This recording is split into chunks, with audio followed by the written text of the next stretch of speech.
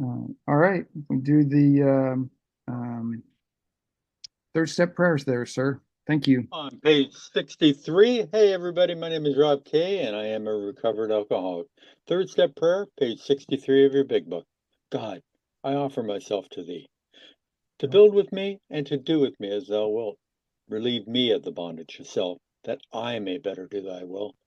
Take away my difficulty, that victory over them may bear witness to those I would help of thy power, thy love, and thy way of life.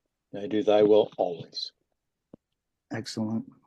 Okay. Well, we are near the bottom, but at on page 76, near the bottom. And I think what we'll do, we're going to go up one paragraph. I think that I like the way that starts, and that'll get us going. Okay, middle of the page 76. Now we need more action, without which we find that faith without works is dead. Let's look at steps 8 and 9. We have a list of all persons we have harmed and to whom we are willing to make amends. We made it when we took inventory. We subjected ourselves to a drastic self-appraisal. Now we go out to our fellows and repair the damage done in the past. We attempt to sweep away the debris which has accumulated out of our effort to live on self-will and run the show ourselves. If we haven't the will to do this, we ask until it comes. Remember, it was agreed at the beginning we will go to any lengths for victory over alcohol. Okay, so there's about 3 points I wanted to make in this particular paragraph. First of all, we need more action, and we are looking at this point, we're looking at steps 8 and 9. We're not actually doing them just yet, we're looking at them. All right. And um, the second is that we subjected ourselves to a drastic self-appraisal. And what's important about that is that what we're talking about here is something that you have to really look at yourself very, very deeply and privately. It's something that is thorough. It's open. It's honest. It's raw, and it gets right to the core of our very self. And this self appraisal or inventory is really important. And we did this as a part of our step 4. And now we're going to turn around, and after taking this action, we're going to start applying it to our steps 8 and 9. And then the last thing I wanted to really kind of make as a point here is that we would go to any lengths. And point here is that, I've heard the analogy. It's that we're not asking somebody to take all of their clothes off and run a half mile and in the snow and to get to a meeting, et cetera, et cetera. We're not talking about silly stuff like that. What we're talking about is that taking the steps that are necessary, whether they're difficult or not, to actually get our side of the street clean. And by and in doing so, we are able to face the people that we have harmed over the years, and we can actually start to make those amends. And right now, we're still looking at it, but that's the idea. We're going to do a step 9, and going to any lengths means that you pray on it, you pray for guidance, you pray for action. You take that strength and you apply it. And if it's necessary, you do whatever it is that is necessary in order to make contact with a person, no matter how you get that contact. If it's impossible to meet face to face, for example, then the next best thing is probably a phone call. And if a phone call is not if you're not able to make a phone call, then a letter of some kind to that person is the next best thing. So, and if all of those are not necessary, then you just continue to pray that you do find access of some kind or another to get to that person. And so that is the idea of going to any lengths to getting to the bottom of this. Rob? Yeah, I put a few things into the chat that, download them and give them a little read when you get a chance, as we go through this. And we are at the bottom of page 76, everybody. Probably there are still some misgivings. As we look over the list of business acquaintances and our friends we have hurt, we may feel diffident about going to some of them on a spiritual basis. Let us be reassured. To some people, we need not and probably should not emphasize the spiritual feature on our first approach. Okay, so a couple of things here. First of all, is you want to consider the list that you've made, the completeness of it, the idea behind it, and making sure you are thorough in that.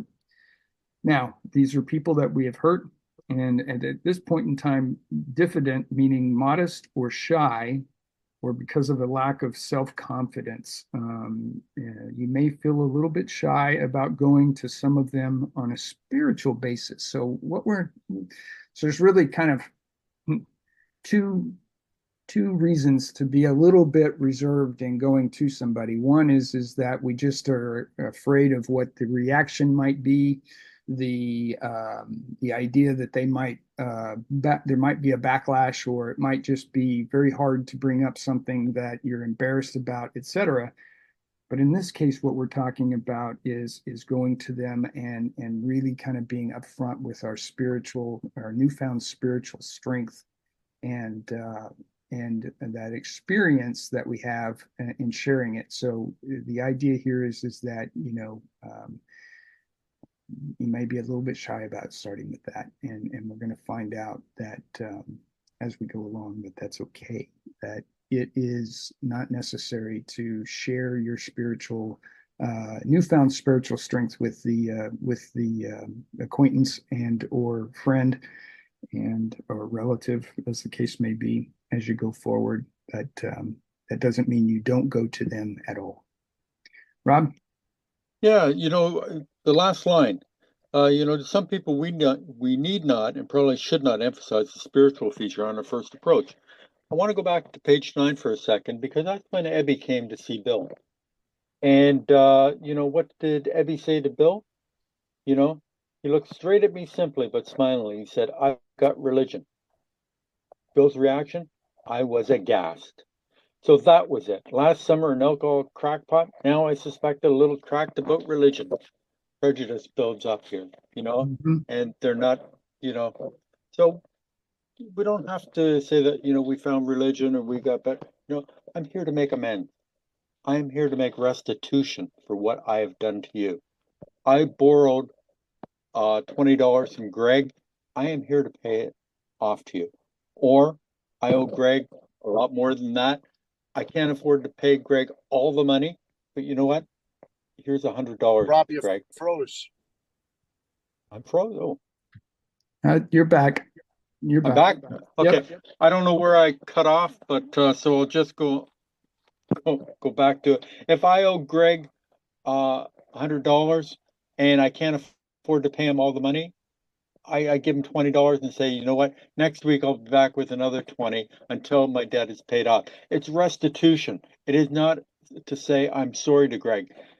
Sorry doesn't help Greg with the money that I owe him. It's nice that I say I'm sorry, Greg, but you know what? That's not what amends are. Amends are restitution. Our buddy Bill from New Jersey always talks about, I'm driving along the road and, I get preoccupied with something or an animal runs out in front of my car.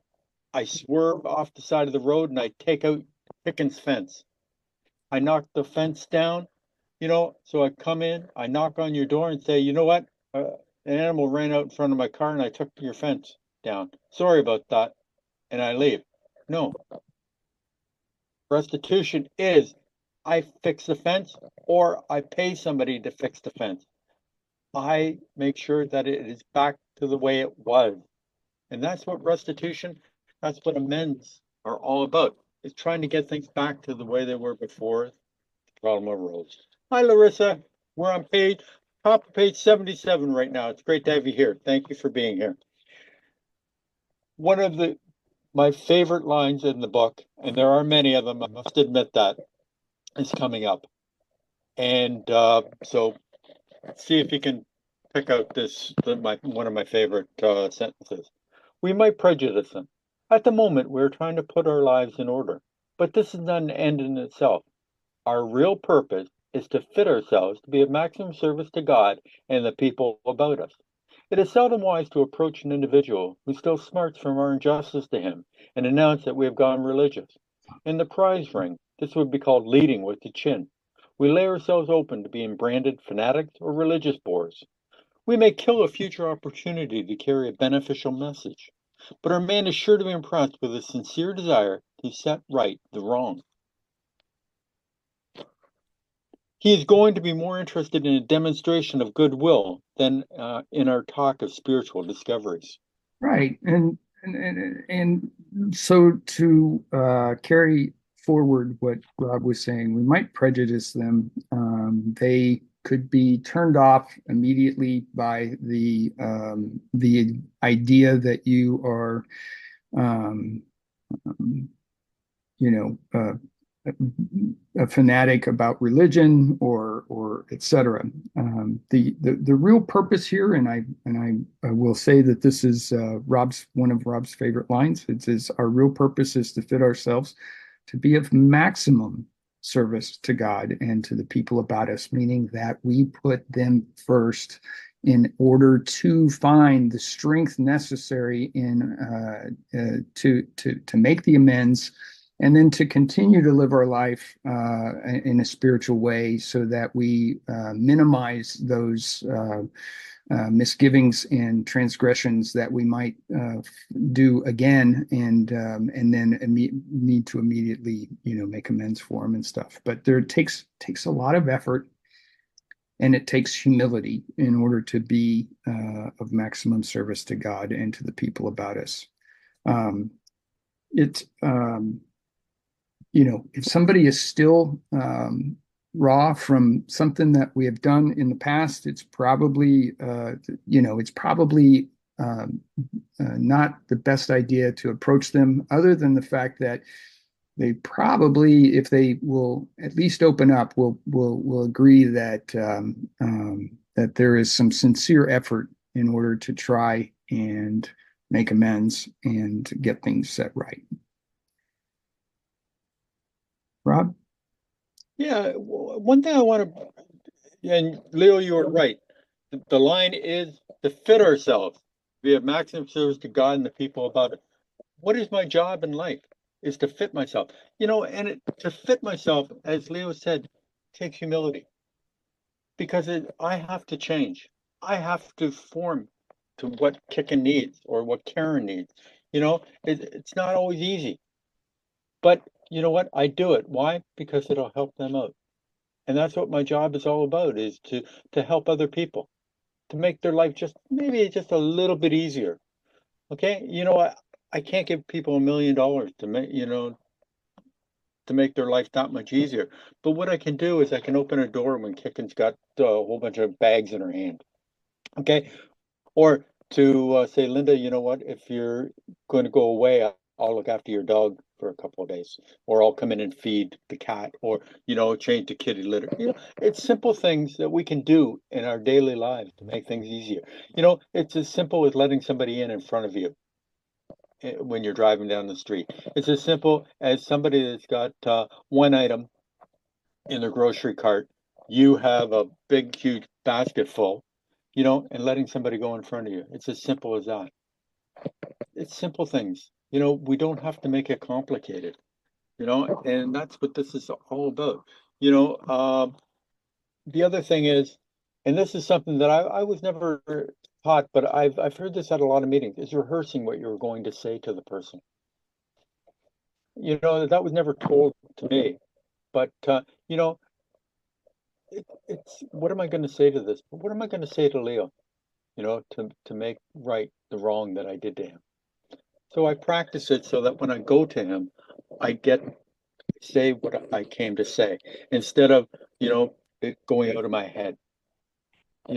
So I put something in the chat about that. So if you get a chance, take a look at it. So we're in the middle of page 77, everybody. We don't use this as an excuse for shying away from this subject to God when it will serve any good purpose. We are willing to announce our convictions with tact and common sense.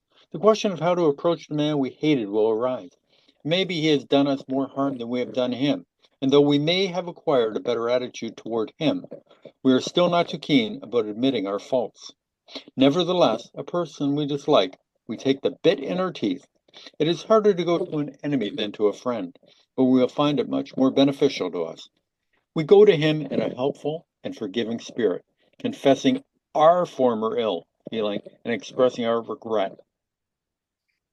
Okay, so we are at that point where we're talking about the approach of a person that we consider, as they say in the book, as an enemy, or somebody that's not really a friend, but somebody that might still have some misgivings about us.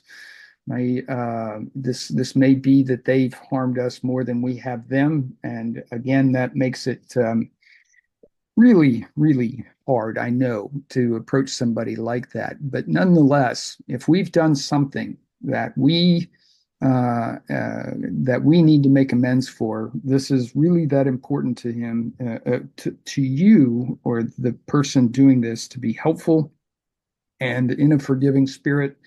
And really, it is confessing our former ill feeling and expressing our regret over what has happened, and basically taking your side of the street and saying, we're going to clean this part, and I'm going to do this, saying that this is what I did wrong. I'm going to ask for what will make it right, and going forward, as difficult as that might be. Rob?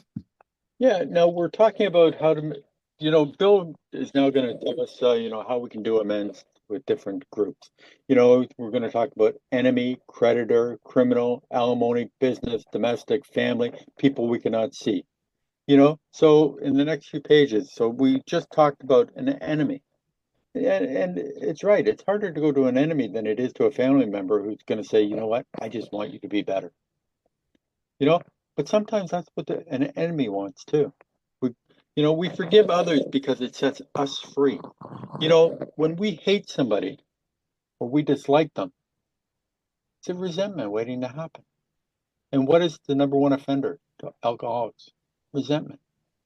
Okay. The more we harbor on to hate, the more resentment we have, and we got to get rid of these. That's why we do these things. That's why we forgive people. God forgive them, for they know not what they do. You know, Kicking didn't mean to step on my toes. She really didn't. It just happened. It was an accident. And this is the way we have to look at things. We forgive. We're at the bottom of page 77, everybody. Under no condition do we criticize such a person or argue. Simply, we tell him that we will never get over drinking until we have done our utmost to straighten out the past. We are there to sweep off our side of the street, realizing that nothing worthwhile can be accomplished until we do so. Never try to tell him what we should do, what he should do. His faults are not discussed. We stick to our own. If our manner is calm, frank, open, we will be gratified with the results. That's a promise. Another promise. In nine, oh, I'll end it with that right there. Sorry. That's okay, Rob. So yeah, wow. Um, we behave in this manner because it's the right thing to do, and I say that because this is where it gets kind of difficult, because it would be very easy, especially if this person is not being very cooperative, for you to turn around and say, "Oh well, I'm done with trying to clean my side of the street. I'm going to start pointing some fingers here." And this is so important that you don't do that, because you will lose the momentum, you will lose the advantage here, and you will lose what you intended to do, and you will walk away feeling worse than you did before you started. And it really is a promise here when it says that, first of all, his faults are not discussed. We stick to our own. And that is, I can't overemphasize that enough. Our manner is calm, frank, and open. That's just trying to take the emotion out of the discussion.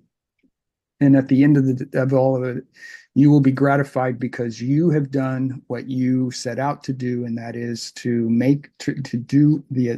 attempt at the very least, and maybe be successful at making amends for your misgivings and the things that you did. And by not criticizing the other person in any way, shape, form, or fashion, you have taken and created a very positive interaction with the person. And I dare say that the person is going to respond at least more favorably, if not completely favorably, into your approach, because you're not pointing fingers at them, because that just creates a defensive situation, and then it gets into back and forth, and things get worse and worse, and it's no good. So again, emphasize this: we stick to our own problems, our own faults, and not the other person's, and take the emotion out of the discussion and be frank and open, and very calm about your place, and stay that way throughout the conversation, even if it does get shut down by the other person. You've at least tried to make the amends, and that part is what you will be gratified for. Rob? So right, this is a must. Under no condition do we criticize such a person or argue. Take me back to page 67. We avoid retaliation or argument. We wouldn't treat sick people that way. If we do, we destroy our chance of being helpful.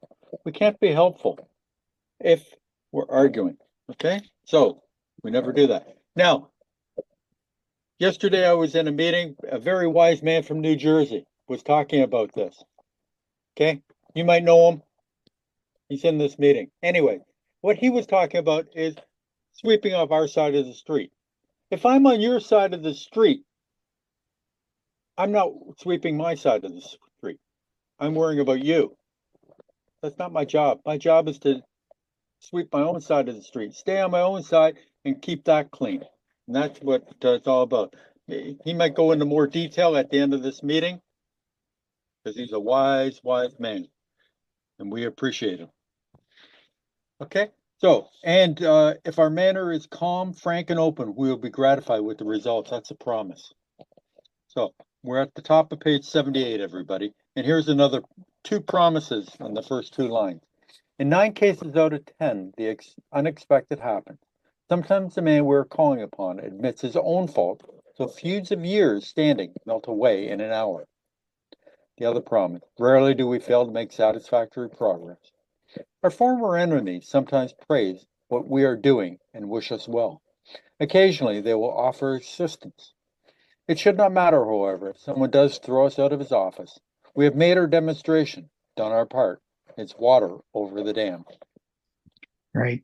So what we're saying here, and this is based on experience of the 100 that went before us, and I can say with the experience I've had, and to a person in this room probably could raise your hand and say the same thing, and that is that the result of approaching somebody that would be difficult to approach, or we feel embarrassed by, or we're still not sure quite how they're going to react because things might still be a little bit raw. The fact is that you probably are going to walk away with a very positive experience, even if it's subtle.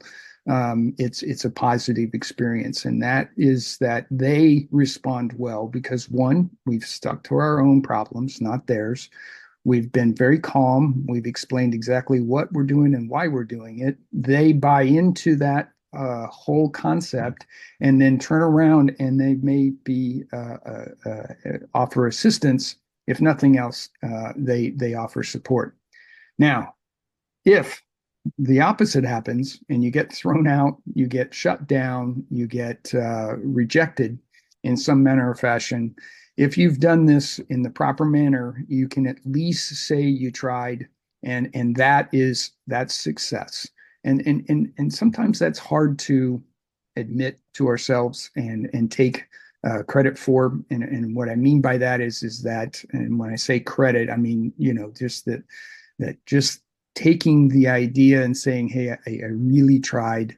I attempted to make amends with this particular person. It didn't work, but at least I can check the block and say that I did try. And maybe it's just a timing thing, and maybe you want to come back to it at a later date, or maybe you just realize that there's no fixing that particular issue. But because you've tried to make amends on your own, you've accomplished the goal that is a part of this. We don't. There's nothing in here that says that you should go back and continue to beat your head against a wall and continue to try to make amends even with the person, because the end result isn't always that the amend is made. The end result is that you did an honest effort and made the attempt to make the amends, even if it doesn't work. And I think that's something that needs to be just brought out and said. Rob? Yeah. Now there's 4 types of amends that we talk about. Now, we're going to make the amends now. Maybe we'll make the amends.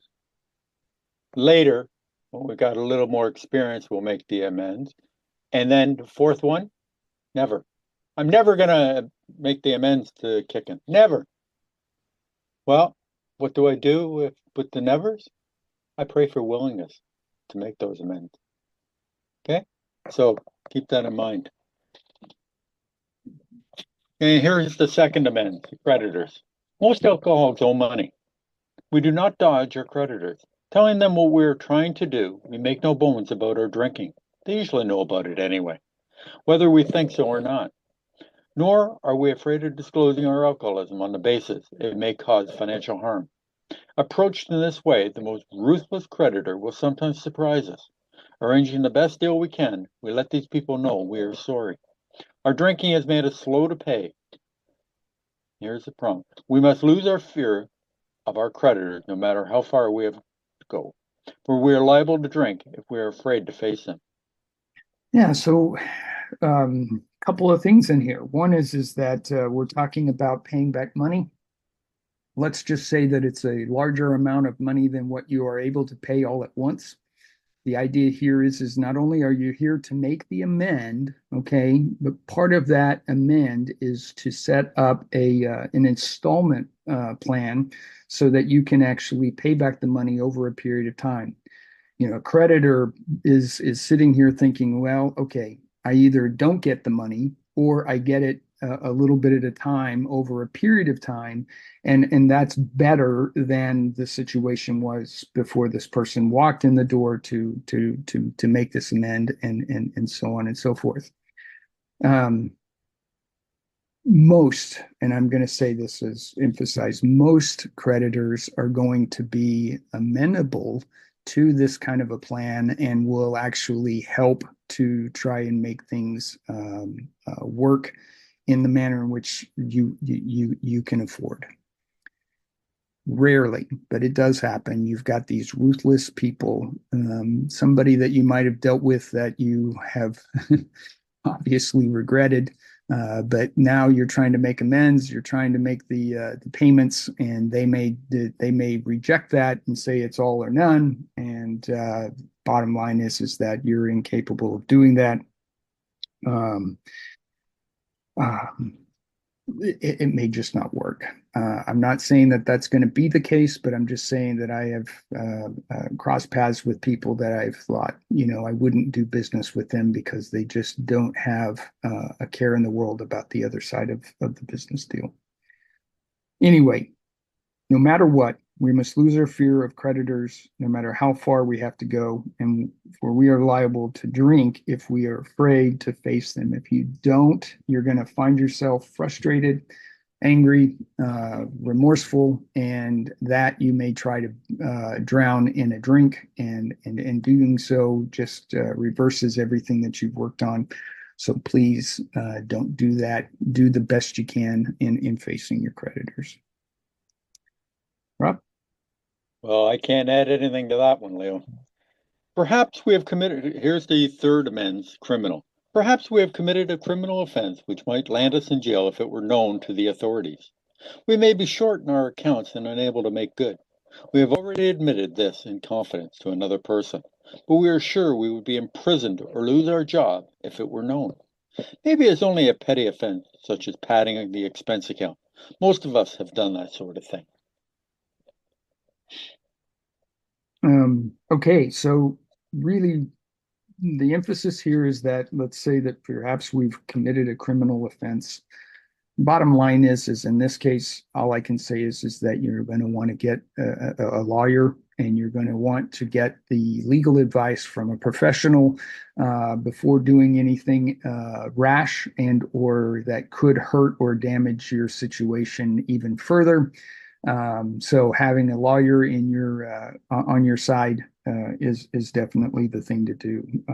It just can't emphasize that enough. There's really not much more to say here. If you've committed a criminal offense, whatever that might be, do yourself a huge favor, get a lawyer, and have them assist you through the process. And that in and of itself is going to give you something favorable to do. Rob? Okay. We're at the top of page 79, everybody. And here's the another amends, alimony. Maybe we are divorced and have remarried, but haven't kept up the alimony to number one. She is indignant about it and there's a warrant out for our arrest. That's a common trouble too.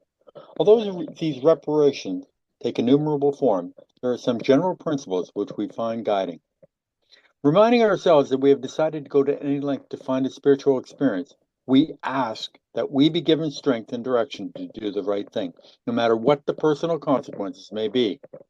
We may lose our position or reputation or face jail, but we are willing. We have to be. We must not shrink at anything.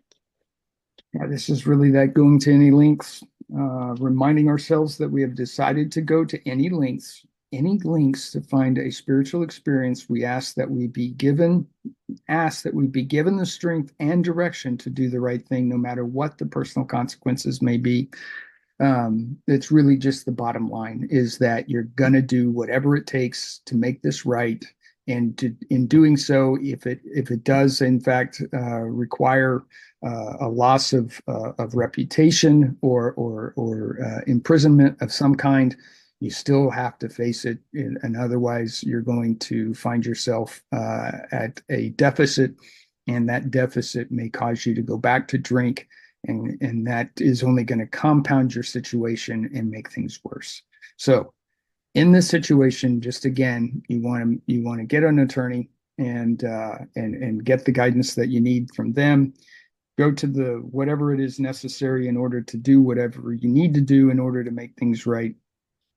And last but not least, here, kind of come back at the very beginning of what Rob said is that if you're divorced and you owe alimony and or child support, certainly you want to make sure, and courts are going to require it. I know based on the United States anyway, they're going to set something up where, and they're very amenable to a payment plan, but you are going to want to pay that what you owe.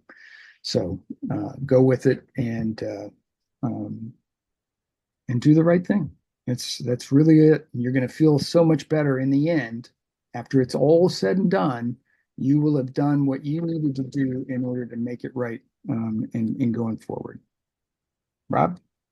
Yeah, remember this book was written in 1939. Times have changed a little bit because it floors me that this man's divorced, has remarried, but hasn't paid the money to his first wife. And we got to remember, Hank Parkhurst was married 4 times. He married the same woman twice, but still, he was married 4 times. So a lot of marriages going on in these times. And here's a must: we must not shrink at anything. You know, in writing of the big book, they talk about this line, and they put trust that the eventual outcome will be right. Why? Because we're trusting, relying on God that He's going to protect us. Okay, He's going to look after us. If we do the right thing, He's going to look after us. We ask him in prayer what we should do. Okay? He is going to look after us. That's the whole difference in our whole outlook now, is that we trust and rely on our God. Okay? If we do the right thing, he's gonna look after us. Okay? You know, the judge is not going to send me to jail, because if they do send me to jail, I'm not going to make any money. So therefore, I can't look after my existing family or my old family. So therefore, what is the right thing to do? So please keep that in mind. Usually, however, other people are involved. Therefore, we are not to be the hasty or foolish martyr who would needlessly sacrifice others to save himself from the alcoholic pit. A man we know had remarried. Because of resentment and drinking, he had not paid alimony to his first wife. She was furious. She went to court and got an order for his arrest. He had commenced our way of life, had secured a position, and was getting his head above water. It would have been impressive heroics if he had walked up to the judge and said, "Here I am." Yeah. We thought he ought to be willing to do that if necessary. I'll keep going just so Yeah. you get the whole story. But if Sure. he were in jail, he could provide nothing for either family. We suggest he write his first wife admitting his faults and asking forgiveness. He did, and also sent a small amount of money. He told her what he would try to do in the future. He said he was perfectly willing to go to jail if she insisted. Of course, she did not, and the whole situation has long since been adjusted. Yes. So here we are in a situation where this person owes money to either alimony or child support. Incarcerating and or putting this person in jail is going to prevent the payback, and it's going to damage things even further. And most judges will find that working out a payment plan is the way to go, and having that ability to do so is the right thing to do. So first and foremost, you approach the person that you owe the money to and say, "Hey, can we work this out without going to court? Here's a certain amount of money or a little bit of money, or an installment. I'd like to pay over, every month. I'd like to make a payment of this amount and getting myself caught back up and doing so. Is that going to work, or does it need to go to court?" And the person may feel that it's necessary to get the law involved and enforcing that. Sometimes they garnish paychecks, for example, and they set that up through the legal system, and then the money is automatically taken out of somebody's paycheck and paid to the appropriate person. So in any case, you're making right. In any case here, we're talking about you, the person that's the alcoholic, trying to make amends. You're making things right and doing it in the right manner and fashion that you should. It is the point that we're trying to make, and that is doing so is going to clean your side of the street. It's going to make you feel so much better. And at the end of the day, you'll have done what is necessary in order to prevent yourself from going back to drink and staying sober and living a life in recovery. Rob? And we're now at the top of page 80, everybody. Before taking drastic action which might implicate other people, we secure their consent. If we have obtained permission, have consulted with others, asked God to help, and the drastic step is indicated, we must not shrink. Right. Before taking drastic action which might implicate other people, we get their consent. So here's another situation where you're going to try to come up and do the right thing for yourself, but in doing so, it's going to expose other people to the point that they might get in trouble. And in what they're basically saying here is that you need to go to each of those people and let them know what you're planning on doing, and going out there to make things right on your behalf, and getting their consent to do so.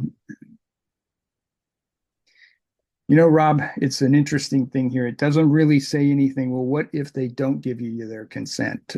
Does that mean you don't go out and make amends, or not? So I'm going to interpret here. I'm going to say that you may find yourself in a situation where you need to get legal advice and maybe doing so could help prevent exposing somebody else. The idea here is you've got to go to any lengths to make things right, and I think that that's an important part of it. I would advise that based on legal counsel, doing the right thing and moving forward. But it's an interesting dynamic if you don't get consent from the other person. Yes, that's when we ask God what we should do in each and every situation. And that's really what it comes down to. Then we can, if we have to, we talk to the lawyers, etc. But first we take it to God, you know, and these are musts, you know. Before taking drastic action, which might implicate other people, we secure the consent. That's a must. Two, if we have obtained permission, have consulted with others. Three, we ask God to help, and the drastic step is indicated. We must not shrink. Whatever, we have to do, we do. Why? Because that's what God wants. We're trying to clean up the wreckage of the past. Okay? This brings into mind a story of one of our friends. While drinking, he accepted a sum of money from a bitterly hated business rival, giving him no receipt for it. He subsequently denied having received the money and used the incident as a basis for discrediting the man. He thus used his own wrongdoing as a means of destroying the reputation of another. In fact, his rival was ruined. He felt that he had done a wrong he could not possibly make right. If he opened that old affair, he was afraid it would destroy the reputation of his partner, disgrace his family, and take away his means of livelihood. What right had he to involve those dependent upon him? How could he possibly make a public statement exonerating his rival? After consulting with his wife and partner, he came to the conclusion that it was better to take those risks than to stand before his Creator guilty of such ruinous slander. He saw that he had to place the outcome in God's hands, or he would soon start drinking again, and all would be lost anyhow. He attended church for the first time in many years. After the sermon, he quietly got up and made an explanation. His action met widespread approval, and today he is one of the most trusted citizens of his town. This all happened years ago. So it's a great story. It's one where you've got a difficult situation in that your admission of doing the wrong that you did is going to implicate others. It's going to cause problems for the others, and it could, in fact, actually take away your means of livelihood and income, and in doing so, make things worse. However, talking to God and getting the guidance that you're really looking for here, and that is that it was in this case best to actually admit the wrongdoing, even if it did mean the loss of a lot of other things and damaging other people. It turns out that it was for the best. It actually turned out right. The people responded very favorably to the admission, and obviously the restitution that was made by the individual was a good one. And now this person, and I'm sure the business is thriving, that this person is now respected, and things are all good. So there's a good chance that that's what's going to happen. Most people seem to respond to people that admit their own wrongs and what they're going to do to make them right, and then follow through and make them right. So I think that most people are going to respond positively. It's probably in the very small percentage of people that are going to respond negatively and cause problems. At least I like to think that. Hey, Rob. Yeah, and the thing is that we have to place the outcome in God's hands, or we'll start drinking again. And that's what it all comes down to, you know? And here we come to domestic trouble. The chances are that we have domestic trouble. Perhaps we're mixed up with women in a fashion we wouldn't care to have advertised. We doubt if, in this respect, alcoholics are fundamentally much worse than other people. But drinking does complicate sex relations in the home. After a few years with an alcoholic, the wife gets worn out, resentful, and uncommunicative. How could she be anything else? The husband begins to feel lonely, sorry for himself. He commences to look around in the nightclubs, or their equivalent, for something besides liquor. Perhaps he is having a secret and exciting affair with the girl understands. In fairness, we must say that she may understand, but what are we going to do about a thing like that? A man so involved often feels very remorseful times, especially if he is married to a loyal and courageous girl who has literally gone through hell for him. Yeah. So the situation is that it's this isn't good. You've got a partner that you've committed to, that you've made a certain amount of well, you basically committed to them. The idea here is that straying and doing and going out and finding another person is really absolutely just really the wrong thing. By the time it's all said and done, there's a lot of hurt, including the new partner, the new person that you might have been with gets hurt. The wife in this situation gets really hurt. You're left with nothing and probably a compounded problem that now you owe a lot of money and you're without your means of whatever's necessary. Instead of having one household, there's now two households. It just completely snowballs and compounds and gets worse and worse. Point being is that what they're trying to say here is don't do that, but really sit down and try and make the amends and that is necessary with your wife or your husband or your partner, and really make a go at that relationship. If it works, great. If it doesn't work, you've done what you're supposed to do, and you can at least face the world in a different manner without having made an additional or compounding mistake of an affair. Rob? Page 81, everybody, middle of the page. Whatever the situation, we usually have to do something about it. If we are sure our wife does not know, should we tell her? Not always, we think. If she knows in a general way that we have been wild, should we tell her in detail? Undoubtedly, we should admit our fault. She may insist on knowing all the particulars. She will want to know who the woman is and where she is. We feel we ought to say to her that we have no right to involve another person. We are sorry for what we have done, and God willing, it shall not be repeated.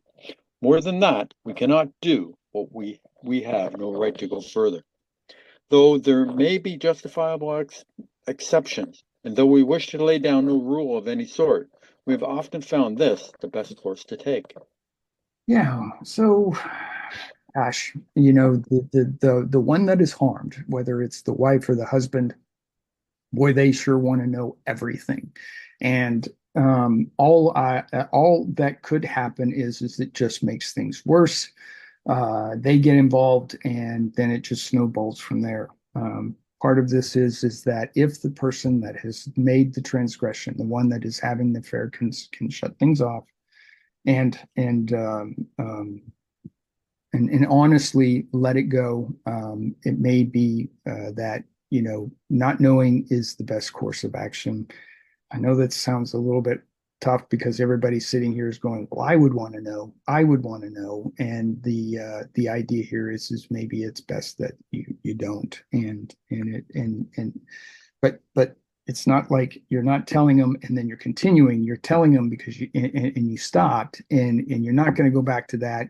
You make the amends and you continue to move forward. Everything is positive and you move on. And that is something that, because of the fact that it could harm things even worse, damaging things permanently, you don't want to hurt the other person and damage things. If you can make amends and you can make a go and do something right, maybe keeping that particular part of your wrongdoing to yourself is the way to go.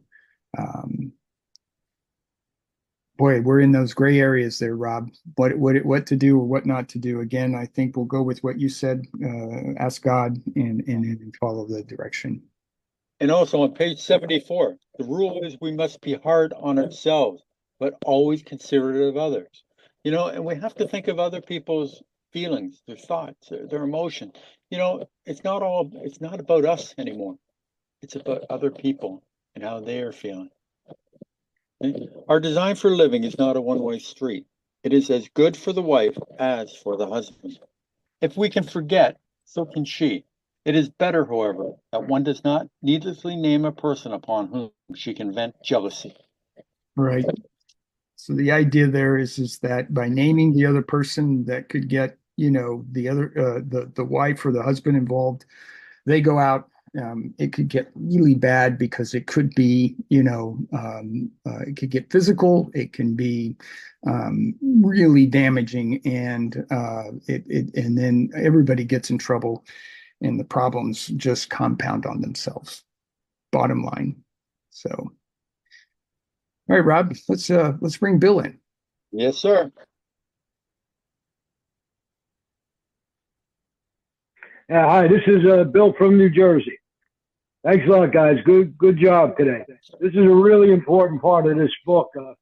Bill's given us suggestions here on how we're supposed to make amends, and he's giving us a bunch of different examples of different types of amends that we could run into. You may have different amends than is in this book, or you may have everything that's in this book or whatever. But he's just trying to lay it out for us and give us some suggestions or instructions on how to do it. And right in the beginning, we were on page 76. He told us what amends means. And a lot of people miss this. It says, now we go out to our fellows and repair the damage done in the past. That's what amends means. It means we're going to repair the damage, whatever the damage is. If we owe somebody money, we're going to pay back the money. If we broke something, we're going to either fix it or pay for it. That's what amends means. It means we're going to repair the damage that we did in the past. It doesn't mean we're going to say you're sorry. Sorry is not amends.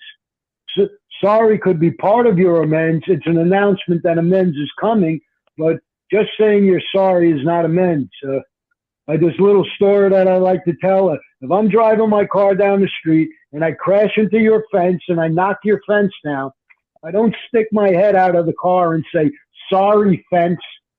That's not amends. That's not doing anything.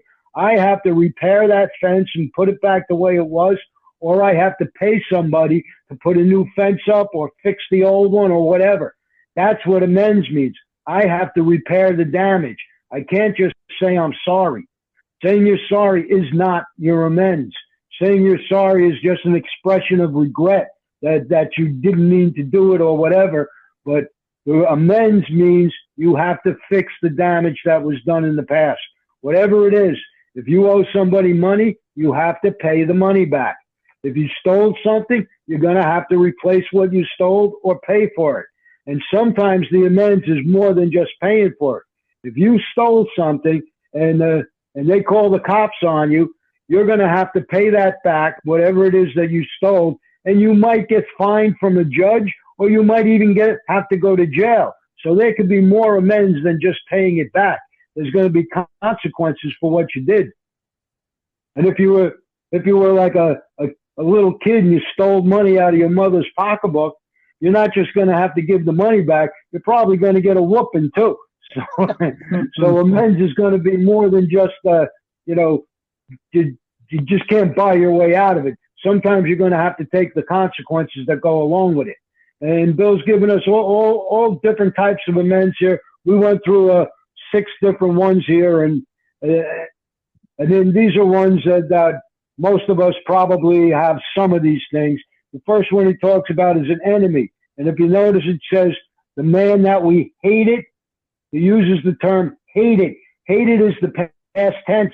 That means we shouldn't hate this person anymore. If you still hate somebody, you need to go back through step 4 with your sponsor, because you missed something when you were going through this. After we go through this process, in step 4, we have that prayer, that sick man prayer, or that 4th step prayer. We're supposed to look at people as being sick people, not as being bad or evil people. So we're supposed to get rid of our hate for other people. And the reason we want to get rid of our hate is because the hate makes us miserable. It doesn't make the person that we hate miserable. If you still hate the person that you've got to make amends to, you're not ready to make that amends yet. You need to get with your sponsor and go back through step 4 and maybe 5 and 6 and 7, because you probably missed something in there. When you got to 7 and you ask God to humbly ask God to remove your shortcomings, one of our shortcomings is hating other people, and you need to ask God to take that away. And if you haven't got to the point where you're willing to have God take away your hatred for everybody else, you're not ready to make amends yet. You missed something when you were going through this. So there's a lot of stuff in here, a lot of real good advice. And he also talks about we're there to sweep off our side of the street. If I'm going to sweep off your side of the street and I'm working on your side, I can't be working on my side. You can't be on two different sides of the street at the same time.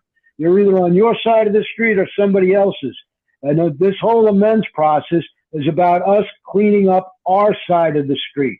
Whatever it is that I did wrong, I have to clean that up. I have to make amends for it. That means I have to set right the wrongs that I did. Whatever it takes to get that done, whatever is necessary for that. And there's all different ways of doing this. And the best thing you can do is get advice from your sponsor, because your sponsor has been through this process. And if your sponsor hasn't been through this process, you need to find a different sponsor. You need somebody that's been through this process and understands it, so they can explain it to you, and they can go over each one of the amends that you're going to make with you, and they can explain to you how to do it, because there's going to be some that we're not supposed to make. Like Leo talked about, there may be some people that are going to throw us out of their office and they don't want to see us anymore. That's their prerogative. They may have a restraining order out against you. And if somebody's got a restraining order out against you, don't go banging on their door. It's not going to turn out good. They're going to call the cops, or they're going to come out with a baseball bat or whatever. So, if they don't want to see you, that's their prerogative. As long as you made your effort and you're willing to make this amends, you'll get the spiritual benefit out of the step. And that's really what this whole thing is about. It's about the willingness to go through with this whole process. And it talks about that we, at the beginning, we said we would go to any length for victory over alcohol. Going to any length, that means we're going to do the rest of the steps the best that we can. That's what they mean by going to any length. It doesn't mean you have to go out in a blizzard or whatever. It just means you're willing to do the rest of the steps. And if for whatever reason you get hung up and you can't do some of this stuff, you can't make amends to some people, that's fine. As long as you're willing to do it and you did your best to try to find the person or whatever, because sometimes people fall off the face of the earth and you'll never be able to find them again. And that's not your fault. As long as you're willing to look for them and you're willing to make amends if they do show up, you're good. That's what this book tells me. That's pretty much all I got. Thanks a lot for letting me share. Thank you, Bill. You bet. Thanks, Bill. Okay, let's close out with the Serenity Prayer. You got it. Serenity prayer. God, grant me the serenity to accept the things I cannot change, courage to change the things I can, and wisdom to know the difference.